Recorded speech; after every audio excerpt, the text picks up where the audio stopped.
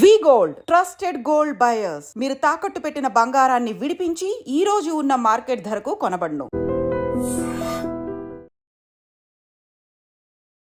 కులగణన ఇది చేపట్టినప్పటి నుంచి కూడా అసలు లెక్కలు చక్కగా వస్తాయా రావా అనేది ఒక చర్చ.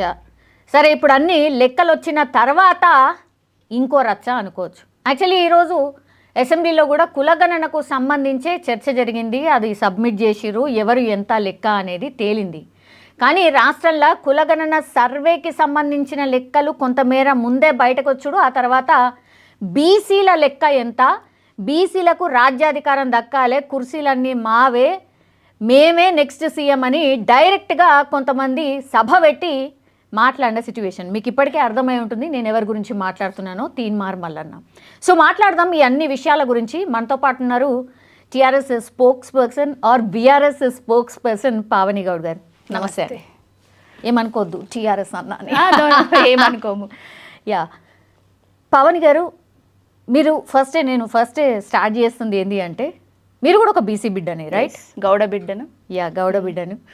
ఓకే, సో నిన్న జరిగినటువంటి సభ, తీన్మార్ మల్లన్న మాట్లాడినటువంటి తీరు, మీరు ఎవరి వైపు ఉన్నారు? పార్టీ వైజ్గా పక్కన పెడదాం, జస్ట్ ఆయన మాట్లాడింది ఫోకస్డ్గా మీ గురించే కాబట్టి మీ అభిప్రాయం ఏంటి?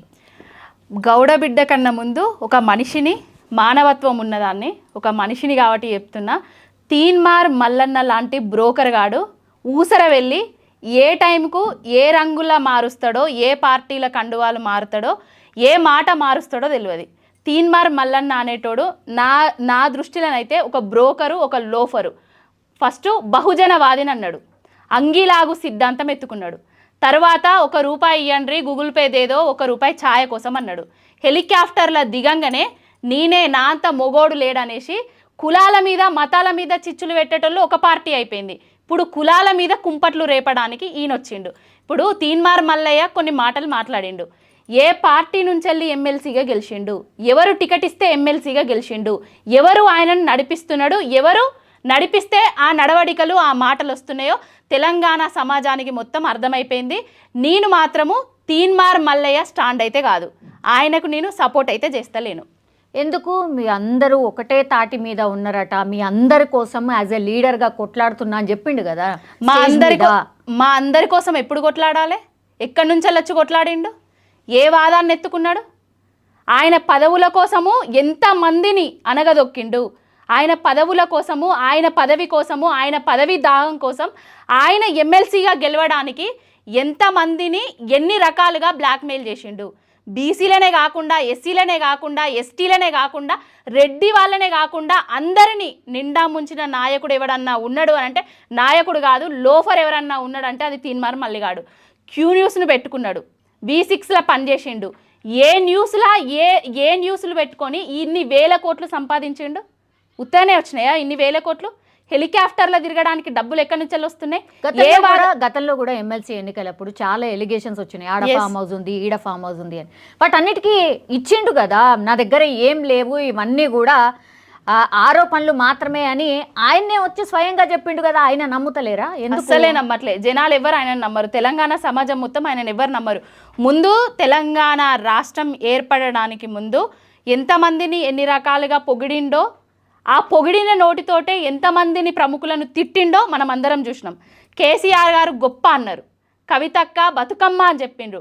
అదే నోటితోటి బతుకమ్మను, కవితక్కని ఏ విధంగా మాట్లాడిండు, అదే కేసీఆర్ గారిని ఎలాంటి మాటలు మాట్లాడి దూషించిండో తెలంగాణ సమాజం మొత్తం చూస్తుంది. ఇప్పుడు నిన్న ఏదైతే అన్నాడో ఆయన కుల గణన సర్వే, ఏదో సర్వే జరిగింది. కాంగ్రెస్ వాళ్ళు 2014లో కేసీఆర్ గారు సమగ్ర కుటుంబ సర్వే చేసిండ్రు. అవును. 2024లో కాంగ్రెస్ ప్రభుత్వం అధికారంలోకి వచ్చిన తర్వాత కులగణన సర్వే చేసింది. 2014లో ఉన్న బీసీల సంఖ్య ఎంత, ఎస్సీల సంఖ్య ఎంత, అదర్స్ సంఖ్య ఎంత, ముస్లింల సంఖ్య ఎంత, ఇప్పుడు 2024 వచ్చిన తర్వాత బీసీల సంఖ్య ఎంతకు తగ్గించిండ్రు, ఓసీల సంఖ్యను ఎంతకు పెరిగి చూపించిండ్రు, ముస్లిం సోదరులు ఎంతకు తగ్గిండ్రు, ఎస్సీ సోదరులు ఎంతకు తగ్గిండ్రు. అంటే ఇప్పుడు కరోనా వచ్చినా ఏదొచ్చినా కూడా, పెళ్ళిళ్ళైనా ఏదైనా కూడా కుటుంబ అంటే ఒక కులంది పెరుగుతూనే ఉంటుంది. ఇప్పుడు రెడ్డిలది పెరుగుతుంది ఎట్లా, బీసీలది తగ్గుతుంది ఎట్లా? రెడ్డిలది 8% ఉన్న 2014లో 8% ఉన్న పర్సంటేజ్ 2024కి వచ్చేసరికి 13%కి పెంచిండ్రు. ఈ కులగణన సర్వే అనేది ఒక తప్పుల తడక. ఈ తప్పుల తడకను ముందే ఎవరు ఈయనకిచ్చిండ్రు, ఎవరు ఈయనకు ముందే చెప్పిండ్రు ఇది తప్పుల తడక, ఈ తగ్గిచ్చిచ్చిండ్రు అంటే నువ్వు నీ నాయకుడు రేవంత్ రెడ్డి ఉన్నాడు, రేవంత్ రెడ్డే చేపించిండ్రు కదా. రేవంత్ రెడ్డి చేపించిన తర్వాత ఒక సమావేశం పెట్టరు, ఒక శ్వేతపత్రాన్ని విడుదల చేయరు, ఏది చేయకముందే ఈయనకి ఎట్లొచ్చింది, తీన్మార్ మల్లయ్యకి ఎట్లొచ్చింది అంటే లీక్స్ ఉన్నాయి అంటారా? లీక్స్ ఉన్నాయి. లీక్స్ ఇచ్చేసే అన్ని లీకులే, అన్ని డైవర్షన్ పాలిటిక్స్లో భాగంగా జరుగుతున్నది. రేవంత్ రెడ్డి అనేటాయనే ముందుండి తీన్మార్ మల్లయ్యను నడిపిస్తున్నాడు.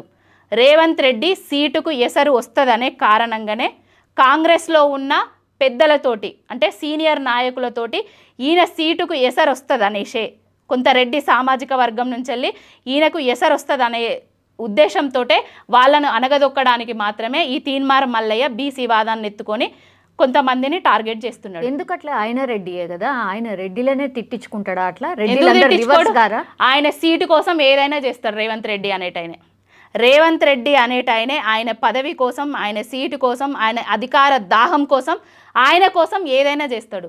జానారెడ్డి గారిని నిన్న ఏదైతే అన్నాడో తీన్మార్ మల్లయ్య చూసినాం మనం. జానారెడ్డి నువ్వే చేసినావు అని. రేవంత్ రెడ్డి ఏదన్నా మాటలు మాట్లాడిందా? రేవంత్ రెడ్డి వర్గం ఏదన్నా స్పందించిందా?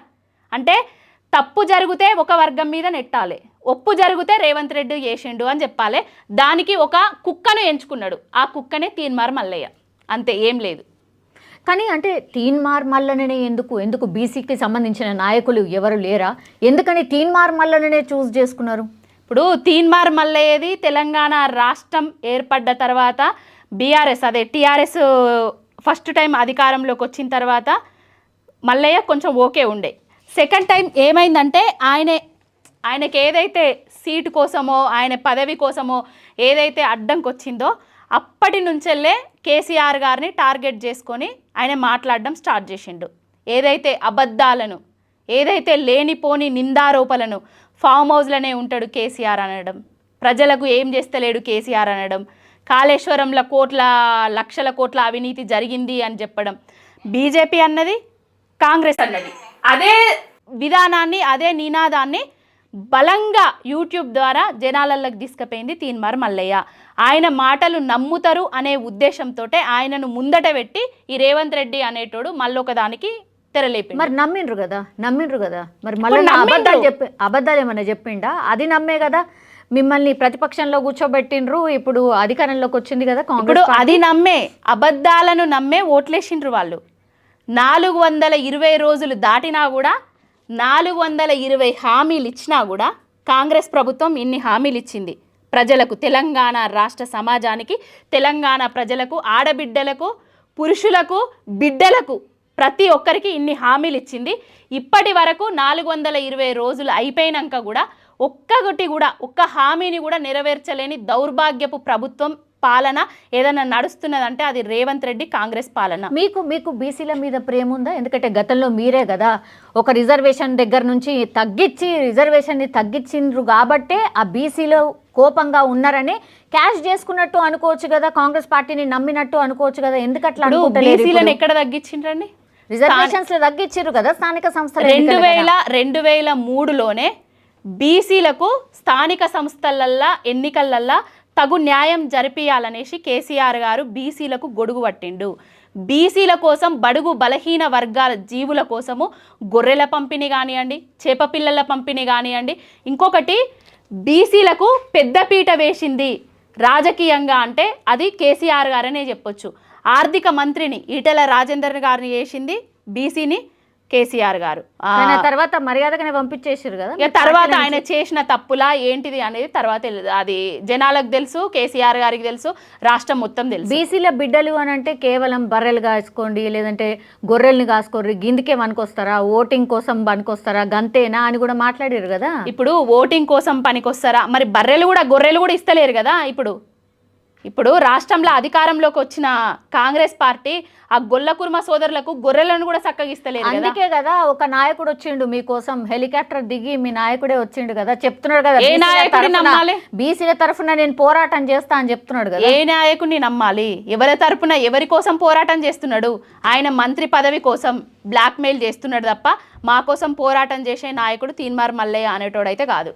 లీడర్లను ఇప్పుడు మొత్తం సభలో ఎంతమంది అయితే కూర్చున్నారో వాళ్ళందరికీ పదవిలు రాబోతున్నాయి, మీరు దిగిపోండి, వీళ్ళందరే ఇప్పుడు నాయకులు ఉంటారు అని కూడా చెప్పిండ్రు. మీకు నాయకత్వం వద్దా? మీరు యాజ్ నాయకురాలు కావచ్చు, నాయకుల్లాగా మీరు పరిపాలించాలని లేదా? మాకు నాయకత్వం కావాలి, ఒక కొండా లక్ష్మణ్ బాపూజీ లాంటి నాయకుడు కావాలి, కానీ తీన్మార్ మల్లి లాంటి బ్రోకర్ లోఫర్ గాడు నాయకుడు మాకు అవసరం లేదు. ఆయన చరిత్ర చూస్తేనే ఒక నెగిటివ్. ఆయన మొత్తం చరిత్ర చూడండి, ఆయన ఎవరు, ఏంటిది, ఎక్కడి నుంచి వచ్చిండు, ఎవరి కోసం కొట్లాడిండు, ఎవరి కోసం పాటుపడ్డాడు.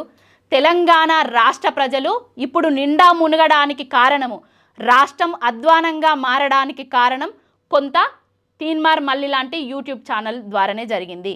తెలంగాణ రాష్ట్రంలో కేసీఆర్ గారి పాలన చక్కగా జరుగుతున్నప్పుడు అల్ల అవినీతి జరుగుతుంది, ఇండ్ల అవినీతి జరుగుతుంది, కేసీఆర్ ఎవరికి ఏం చేస్తలేడు అని చెప్పిండు. ఇప్పుడే అదే నోటితోటి కేసీఆర్ గారు చేసిన సర్వేనే మంచిది, రేవంత్ రెడ్డి చేసిన కుల గణన మంచిది కాదు అని చెప్తున్నాడు. ఎట్లా అది ఎట్లా చెప్తున్నాడు కదా. ఇప్పుడు ఆయననే తీన్మార్ మల్లి గారిని అడగండి, మీరు పిలిచి అడగండి, మీ ఐ డ్రీమ్కి పిలిచి అడగండి. అప్పుడేమో కేసీఆర్ గారిని తిట్టినావు, ఇప్పుడు కేసీఆర్ గారు చేసిన లెక్కలే కరెక్ట్ అంటున్నావు. మరి నీ వాదం కోసం, నీ పార్టీ అంటే నీ అధికారం కోసం, నీ పదవుల కోసం ఏదైనా చేస్తావా అని మీరు అడగండి. నిన్న సభ ఎట్లా జరిగింది అనుకుంటున్నారు? బాగా జరిగిందా? ఆ రెస్పాన్స్ బాగానే ఉంటుంది కదా. రైతుల కోసం ఆత్మహత్యలు జరుగుతున్నాయి, రైతులు ఆత్మహత్యలు చేసుకుంటున్నారు, నీళ్ళు అందట్లేదు, ఎరువులు అందట్లేదు, రైతు భరోసా రాలేదు అనేసి రైతుల కోసం సభ పెడతామంటేనేమో మీరు పర్మిషన్లు ఇవ్వరు వేరే ప్రతిపక్ష పార్టీలకు. ఇట్లా ఇప్పుడు బీసీల కోసము ఒక ఆయన వస్తున్నాడు పెడుతున్నారు అని అంటే మాత్రము పర్మిషన్లు ఇస్తారు. ఎట్లా జరిగింది, ఏం జరిగింది అనేది కాంగ్రెస్ వాళ్ళని అడగండి, ఆయన రేవంత్ రెడ్డిని అడగండి, రేవంత్ రెడ్డి ముందట పెట్టి నడిపిస్తున్న తీన్మార్ మల్లయ్యని అడగండి. ఎందుకు రేవంత్ రెడ్డి మీ టార్గెట్ రేవంత్ రెడ్డి? మా టార్గెట్ రేవంత్ రెడ్డి, మా టార్గెట్ తీన్మార్ మల్లయ్య కూడా. ఇప్పుడు రెండో పర్సన్ కూడా ఆయన ఇప్పటి నుంచి కాదు, తెలంగాణ రాష్ట్రంలో విష బీజాలు నాటడానికి కారణము తీన్మార్ మల్లయ్య లాంటి చెత్త వల్లనే ఈనాడు రాష్ట్ర పరిస్థితి ఈ విధంగా మారింది. కాంగ్రెస్ ప్రభుత్వం అధికారంలోకి రావడానికి కూడా తీన్మార్ మల్లయ్య లాంటి లోఫర్ గాడే కారణము. అందుకే డైరెక్ట్ ఆయనే చెప్తుండు కదా, అవును కాంగ్రెస్ పార్టీ అధికారంలోకి రావడానికి నేనే కారణం కాబట్టి నన్ను గుర్తు పెట్టుకోండి అని ఆయనే కదా, ఆయన యూట్యూబ్ ఛానల్లో చెప్పిండు కదా. ఎమ్మెల్సీ ఇచ్చిండ్రు, గుర్తు పెట్టుకుంటాము. నచ్చట్లేదా మీకు? గుర్తు పెట్టుకుంటాము. ఆ ఎమ్మెల్సీ పదవికి రాజీనామా చేయమని చెప్పండి ఫస్ట్. ఇప్పుడు నువ్వు ఎక్కడ పనిచేస్తున్నావు, ఎవరి దగ్గర పనిచేస్తున్నావు, ఏ రెడ్డి వర్గం దగ్గర పనిచేస్తున్నావు? నీకు ఇప్పుడు బీసీల సంక్షేమం కదా నీకు కావాల్సింది, బీసీలకు పెద్దపీట వేస్తలేరు కదా నువ్వు, అందుకే కదా బీసీల నినాదాన్ని ఎత్తుకున్నది. నీ కామారెడ్డి డిక్లరేషన్లా కాంగ్రెస్ ప్రభుత్వం కాంగ్రెస్ పార్టీ ఏం చెప్పింది? కామారెడ్డి డిక్లరేషన్లా బీసీ కమిషన్ నివేదిక ఆధారంగా మేము అధికారంలోకి వచ్చిన 100 రోజులల్లనే బీసీలకు 23% ఉన్న శాతాన్ని 42% పెంచుతామని చెప్పిండ్రు. అందుకే కదా ఈ లెక్కలు ఎక్కడ పెంచిండ్రు?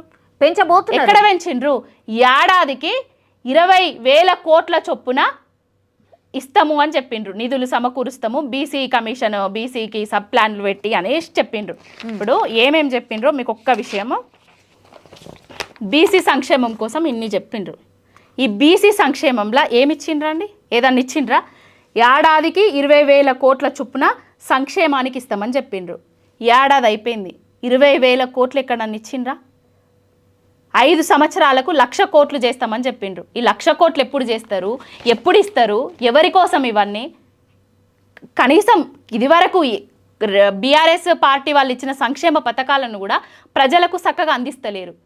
గొర్రె పిల్లలు వస్తలేవు, చేప పిల్లలు వస్తలేవు, రైతు భరోసా వస్తలేదు, ఎక్కడి వేసిన గొంగడి అక్కడనే ఉన్నది. ఇప్పుడు రైతు భరోసా మీద ఏదైతే చర్చ జరుగుతుందో జనవరి 20వ తారీఖు రాత్రి 12 గంటల తర్వాత టకీం అనేసి రైతు భరోసా పైసలు పడతాయని రేవంత్ రెడ్డి చెప్పిండు. కేసీఆర్ గారు రాష్ట్రంలో ఉన్న రైతులకు ఒకటేసారి ఇస్తే ఈ రేవంత్ రెడ్డి అనేటాయన వచ్చి రాష్ట్రం వేయింది, జిల్లాలు వేయినాయి, మండలాలు వేయినాయి, గ్రామ పంచాయతీలను చిన్న చిన్న గ్రామ పంచాయతీలను ఎన్నిక చేసుకున్నాడు. కొంతమంది రైతులకేసి అందరికీ పడ్డాయి అని చెప్తున్నాడు. మరి ఈ తీన్మార్ మల్లయ్య అనేటోడు బీసీలు రైతులు లేరా? ఎందుకు మరి రైతుల తరపున కొట్లాడతలేడు? ఈ తీన్మార్ మల్లయ్య లాంటోడు సిరిసిల్లాలో మరో ఉరిసిల్లాగా మారింది. ఇదివరకు కాంగ్రెస్ హయాంలో ఉరిసిల్లాగా ఉన్న సిరిసిల్ల కేసీఆర్ గారి పాలనలో మళ్ళా సిరిసిల్లాగా మారిన తర్వాత ఇదే కాంగ్రెస్ వచ్చిన తర్వాత రోజుకొక నేతన్న చనిపోతున్నాడు. ఆత్మహత్యలతోటి, ఆకలి చావులతోటి, అప్పుల బాధలతోటి ఊరేసుకొని చచ్చిపోతాండ్రు. ఈ తీన్మార్ మల్లయ్య అనేటోడు మరి మా పద్మశాలి సోదరుల దగ్గరికి పోయి ఎందుకు చచ్చిపోతాండ్రు, మీకేం తక్కువ అయింది, నేనున్నా అనేసి ఎవరి ఆత్మహత్యలు ఆపడం లేదే? బీసీలం మేమందరం లేమా? కళ్యాణ లక్ష్మిలా బడుగు బలహీన వర్గ బిడ్డలకు, ఆడబిడ్డలకు కళ్యాణ లక్ష్మిలా రేవంత్ రెడ్డి అనేటోడు తులం బంగారం ఇస్తా అని చెప్పిండు. ఏ తులం బంగారం వస్తలేదే? కళ్యాణ లక్ష్మి చెక్కులు బౌన్స్ అవుతానే. మరి వాటి గురించి ఎందుకు కొట్లాడతలేడు? 2500 రూపాయలు మహిళా మనులకు అందరికీ గవర్నమెంట్ ఉద్యోగులకు పడ్డట్టుగా నెల పడతాయి అని చెప్పిండు. మరి అవెందుకు పడతలేవు రేవంత్ రెడ్డి అనేసి ఆయన దగ్గర ఎందుకు కొట్లాడతలేడు? ఇప్పుడు ఏమన్నా అంటే నేను బీసీ విధానాన్ని ఎత్తుకున్నా, బీసీ నినాదం ఎత్తుకున్నా అంటాడు. ఈ నినాదం ఎత్తుకొని ఈ విధానాన్ని ఎక్కడ తాకట్టు పెడతాడో అనేసి మాకు డౌట్ ఉన్నది. ఆల్ ఆఫ్ సడన్ ఇంతగా బీసీ నినాదం ఎత్తుకోవడానికి రీజన్ ఏంది అసలు? రేవంత్ రెడ్డి కోసం అన్ని డైవర్షన్ చేయడానికి. మూసీ అయిపోయింది, హైడ్రా అయిపోయింది, ఇప్పుడు బీసీ వచ్చింది. బీసీ ఎత్తుకున్నదే ఈ సంక్షేమ పథకాలన్నీ, 6 గ్యారంటీలను, 420 హామీలను ప్రజల దృష్టిని మరల్చడానికి మాత్రమే బీసీ నినాదాన్ని ఎత్తుకున్నాడు. ఇప్పుడు స్థానిక సంస్థల ఎన్నికలు పెడతా అంటున్నాడు. 42% ఇచ్చి పెడతావా? మరి ఎంత ఇచ్చి పెడతావు? పెంచిచ్చి పెడతావా? జనాభా ప్రాతిపదికన పెడతావా? మరి రేవంత్ రెడ్డిని అడగాలి. తీన్మార్ మల్లయ్య లాంటోడు అంత నాటకము బూటకము ఇద్దరు కలిసి ఆడుతున్నారు. రేవంత్ రెడ్డి, తీన్మార్ మల్లిగాడు రాష్ట్రాన్ని నవ్వుల పాలు చేస్తున్న రేవంత్ రెడ్డికి వత్తాసు పలుకుతూ ఎక్కడైతే ఆయన అవినీతి మీద, ఆయన అరాచకాల మీద ప్రజలు తిరగబడుతున్నారో దాన్నంతటిని డైవర్ట్ చేయడానికి మాత్రమే బీసీ నినాదాన్ని ఎత్తుకున్నాడు. రేవంత్ రెడ్డి కోసం ఎత్తుకున్నాడు, తీన్మార్ మల్లయ్య కోసం ఎత్తుకున్నాడు తప్ప బీసీ బిడ్డల కోసం అయితే కాదు. నిజమైన బీసీనే అయితే ఎంతమంది బీసీలు రైతులు చచ్చిపోతున్నారు? ఎక్కడన్నా వచ్చినావా నువ్వు రైతుల దగ్గరికి? బిల్డర్లు చచ్చిపోతున్నారు. రియల్ ఎస్టేట్ రంగంలో బీసీలు లేరా? ఎంతమంది ఆత్మహత్యలు చేసుకుంటున్నారు? సిరిసిల్లకి ఎప్పుడన్నా వచ్చినావా? పద్మశాలి సోదరులు ఎంతమంది ఆత్మహత్యలు చేసుకుంటున్నారు? వాళ్ళ ఆకలి చావుల్ని గనబడతలేవా?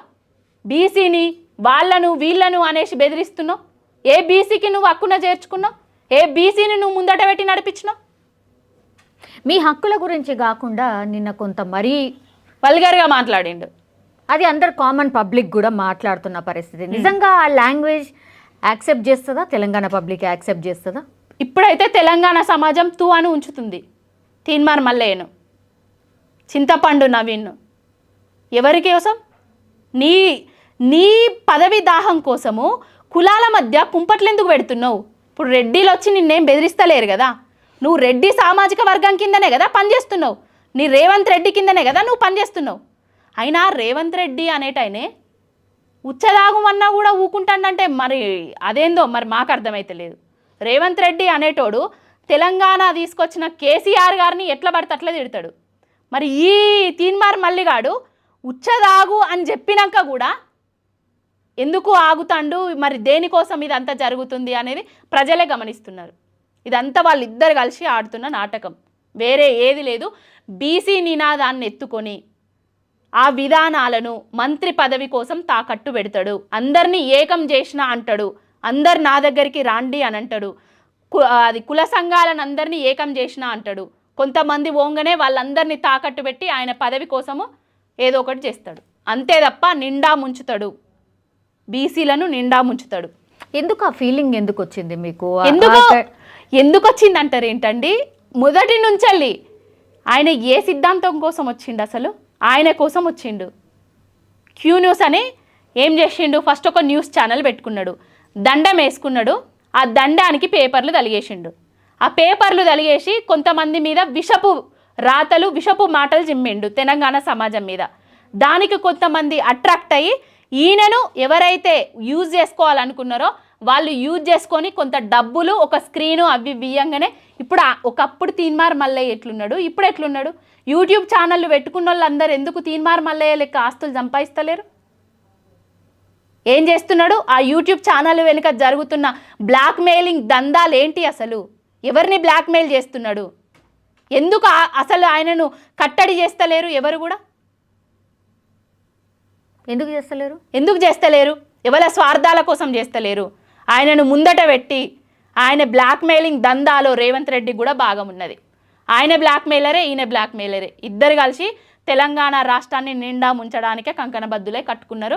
కంకణం కట్టుకొని ఏళ్తున్నారు రాష్ట్రాన్ని. ఇప్పుడు తీన్మార్ మల్లయ్యనే సీఎం కావాలనుకొని ఇవన్నీ చేస్తున్నాడు అని ఎందుకు అనుకుంటలేరు? ఇప్పుడు తీన్మార్ మల్లయ్య అనేటోడు సీఎం అవుతాడు అసలు? అంటే రేవంత్ రెడ్డికి ఆంగలేంది నేనెందుకు కావద్దు అనుకుంటాడు కావచ్చు. ఇప్పుడు రేవంత్ రెడ్డి లాంటి ఒక మూర్ఖుడినే సీఎంగా చేసుకొని రాష్ట్ర ప్రజలు మొత్తము గొడ ఏడుస్తున్నారు ప్రతి నిమిషము. ఏ సంక్షేమ పథకం అందక, అభివృద్ధి చక్కగా లేక తెలంగాణ రాష్ట్రం ఇజ్జతు యావత్ ప్రపంచవ్యాప్తంగా పోతుంటే సిగ్గుతో తలదించుకుంటున్నాం. రేవంత్ రెడ్డి లాంటోనే మనం అధికారంలోకి తెచ్చుకొని సీఎం కుర్చీలో కూర్చుండబెట్టుకొని. అంటే సీఎం పదవి అనేది ఒక ఆట వస్తువుగా అయిపోయిందండి. ఎవరు పడితే వాళ్ళమే రేవంత్ రెడ్డి అయిన తర్వాత నేనెందుకు కాకూడదు అనుకుంటున్నారు. అట్లా అయిపోయింది. ఇంకా లాస్ట్లీ ఏం చెప్తారు అంటే బీసీ నినాదం కావచ్చు, లేదంటే ఈ కుల గణనకు సంబంధించి కావచ్చు, ఏమన్నా ఈ లెక్కలు తేలిన తర్వాత ఆ లెక్కలన్నీ ఏం చేస్తారు?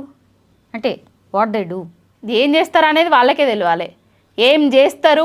మీరు లెక్కగట్టి ఏం చేసిర్రు, ఇప్పుడు వీళ్ళు లెక్కగట్టి ఏం మేము చేసినాం? చాలానే చేసినామండి. కేసీఆర్ గారు చాలానే చేసిండ్రు, బీసీలకు చేసిండ్రు, తెలంగాణ రాష్ట్రంలో ఉన్న సకల జనులకు సంక్షేమాలను అందించిండ్రు. అదే రేవంత్ రెడ్డి అనేటోడు తెలంగాణ రాష్ట్రంలో ఉన్న ప్రతి సంబంధ వర్గాన్ని మోసం చేసి అధికారంలోకి వచ్చిండు. ఏ సంక్షేమ పథకం అందట్లేదు. ఇంకొకటి, బీసీలకు రాజ్యాధికారం కావాలి అని కొట్లాడుతున్నారు అందరూ. కావాలి, రావాలి, బీసీలు కూడా ఎదగాలి, రాజకీయాలలో ఉండాలి, ఎమ్మెల్యేలుగా ఎదగాలి, మంత్రులుగా ఎదగాలి, వాళ్ళు కూడా మంచి పొజిషన్లు ఉండాలి. కానీ ఇలాంటి దొంగలను నమ్మితే మన ఆత్మగౌరవాన్ని వాడి సీటు కోసం తాకట్టు పెట్టుకుంటారు. ఎందుకు అనుకుంటలేరు? ఇంతకాలం తర్వాత ఒక లీడర్ అయితే వచ్చిండు, ఇంత పెద్ద సభ పెట్టిండు అని. ఒక బ్రోకర్ను, ఒక లోఫర్ను లీడర్గా యాక్సెప్ట్ అయితే చెయ్యదు తెలంగాణ సమాజం. ఓకేనా? మీకు అంటే మీరు busy, as a busy different పీపుల్తోని ఈరోజు మాట్లాడి ఉంటారు కదా, అట్లనే మీకు రెడ్డి ఫ్రెండ్స్ కూడా ఉన్నారా? వాళ్ళతో కూడా మాట్లాడినరా? ఏమన్నారు? ఏంటంటే మన మధ్యలో అందరం కలుస్తున్నాము, మన మధ్యలో మనకే కుంపట్లు పెడుతున్నారు, ఇట్లా ఎందుకు మాట్లాడుతున్నాడు అనేసి మాట్లాడుతున్నారు. అంటే ఇప్పుడు మీరు నేను ఫ్రెండ్ అనుకోండి, ఇప్పుడు మీరు రెడ్డి, నేను గౌడ బిడ్డను, ఆయన ఏదో అది ఆగుమని చెప్పంగానే మీ దాంట్లో కూడా కొంచెం అంటే వేరియేషన్స్ వస్తాయి కదా. మీ ఓడి ఇట్లా మాట్లాడితే మీరు ఏందే గిట్లున్నారు అని అంటారు కదా. ఎవరి కులాన్నైనా తక్కువ చేయొద్దు, ఎవరి కులాన్నైనా కించపరచొద్దు. ఎవరి కులం వాళ్ళకే గొప్ప. కులాల కంటే ముందు మనం మనుషులము, మనకు మానవత్వం ఉండాలి, ప్రతి ఒక్కరిని మనం గౌరవించాలి. రాజకీయంగా ఎదుగుతాము, ఆర్థికంగా ఎదుగుతాము, తర్వాత విషయము అది. అంటే నువ్వు నీ ఎదుగుదల కోసము ఇంకో కులాన్ని ఇట్లా మాట్లాడడం అయితే కరెక్ట్ కాదు. నీకు ఎదగాలని ఉంటే నువ్వు ఎమ్మెల్సీ పదవికి రాజీనామా చెయ్యి. నువ్వు బీసీ బిడ్డవే అయితే, నిజంగా బీసీ బిడ్డవే అయితే రెడ్డి వర్గం మీద ఏదైతే రెడ్డిల కింద నువ్వు ఇప్పుడు పనిచేస్తున్నావో ఆ ఎమ్మెల్సీ పదవికి రాజీనామా చేసి ఒక బీసీ పార్టీని ఏర్పాటు చేసి నేను వస్తున్నా మీకోసం అనేసి మమ్మల్ని అందరినీ విలువు చూద్దాం అప్పుడు. ఓకే అండి, thank you so much. Thank you.